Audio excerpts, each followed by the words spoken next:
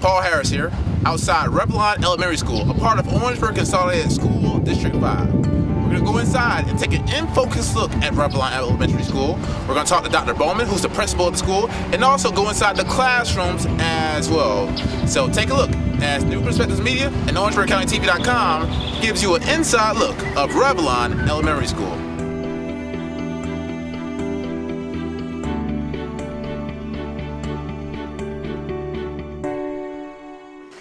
This is year number 4. Okay, so what's the progress been like in year 4 so far? We started out with our students struggling with reading, and we've put a whole lot of measures in place to help with our reading. And every year since I've been here, our scores have gone up. We just received a Palmetto Silver Award for our student performance for 2014-2015, and so we're celebrating that this year. And we're looking forward to all of our other scores going up as well. Now for our MAPS and our AR and our STAR, our scores are going up and up. South Carolina Pass, our scores are going up. We're looking forward to South Carolina Rated scores going up too. What are some highlights about this school? I believe they have a STEM program or some other things. Can you elaborate a little bit more about what some of the highlights that the school presents? We started our boys mentoring program. We're looking at students, boys from grades K through 5th grade. We're looking at providing for them opportunities to work with mentors from the community. They come into the school to read to them. They do what they call a lunch and leadership once a month, the second Friday of the month, in which persons from the community come in. They do an activity with the children based on the character ed word for the month. And the students do little activities with those mentors and those community persons. Additionally, we have our Girls Circle program, which we're focusing on our girls from grades 3, 4, and 5. We're trying to give them, make them a little bit more well-rounded, talk to them about girl stuff, as well as talking to them about academics, and then we have them go out into the community and do service learning projects. We started with STEMs on last year, putting STEMs into our after-school program. We'll be doing the same thing this year. We're also going to infuse it with physical education. So our students from grades 2 through 5th grade will not only get additional practice in ELA, math, and writing, but they also will get the music, the art. They'll also get physical activity, dance, those type of things. This is our, we worked in partnership with USC and Clemson. They had a reading challenge in October, and this is all our students who read the required number of books, which is the whole school, read the required number of reading books, and so we sent off their information, and we're hoping that some of our students win the contest, which is to get 6 tickets to the game for USC and Clemson.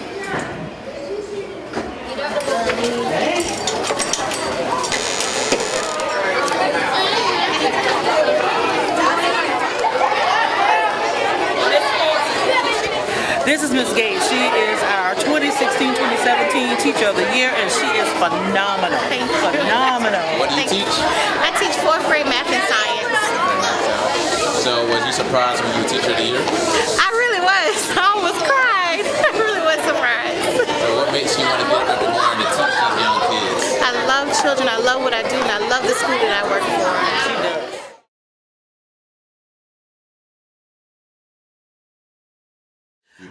We have really enjoyed having the Orangeburg Leadership Academy with us. Mr. Eric Brown really brings a lot of great leadership activities to the school for his boys. I've had the pleasure of going to visit and see some of those persons that are coming from the community, and he's pretty much inspired me to do some of the same thing with my mentoring program for my boys. 2 of my students actually participate in the Orangeburg Leadership Academy, and they're doing very well. I like the things that I see that Mr. Brown is doing in his program, really putting those boys out and really giving them an opportunity to shine. And like I said, my two children are doing well. So and I think it's that way for the rest of them as well. But we've built a partnership, and so the activities that I do at my school, we kind of infuse with OLA. And so we just had something that we did for our children. We gave them a dance for Red Ribbon Week, and we invited the OLA group to come in. We also partnered with USC and Clemson for the reading challenge, and OLA was a part of that as well. So how has it been having two leaders in the school? Do you come to each other for advice sometimes? You guys talk every other day or every day about things? We do. We talk. You have one child or you have 250 children or 25 children.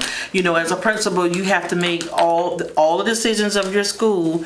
And so as principals, we get together sometimes here and we talk about school. We talk about academics. We talk about how our teachers can work together. And we've done professional development here, and we've pulled in OLA in our professional development. We started off the year with our opening celebration, which we invited them to. They came. We enjoyed each other. We got to know who each other will be, throughout the school year. So it's been a great part. What kind of words? Rhyming words. Very good. And they say we don't know rhyming words, but we do, don't we? And the saying and the Okay. But y'all still be with us. Read 5 books. You write 5? Okay. B. Drew Reads. read 3 books. You write 3. Stuff says English, the government, and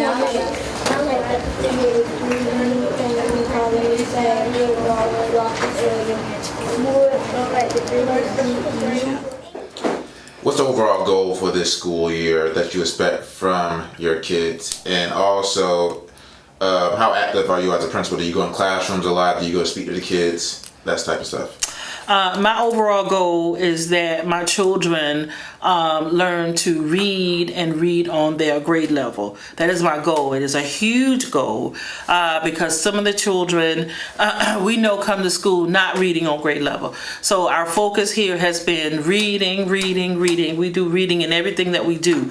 All our parent nights are focused on some type of literacy so that our children are being prepared so they learn how to read and read better. And not only read better, but we have established a love for reading here.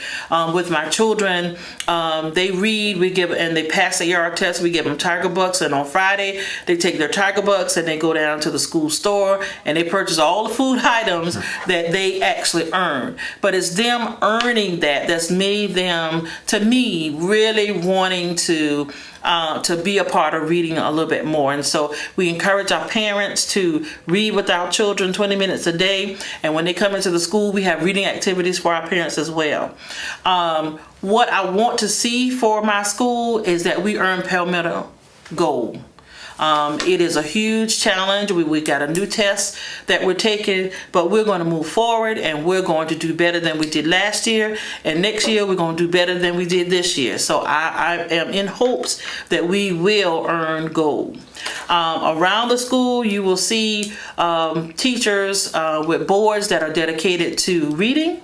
If they're a math teacher, science teacher, doesn't matter what teacher they are, their boards are dedicated to reading.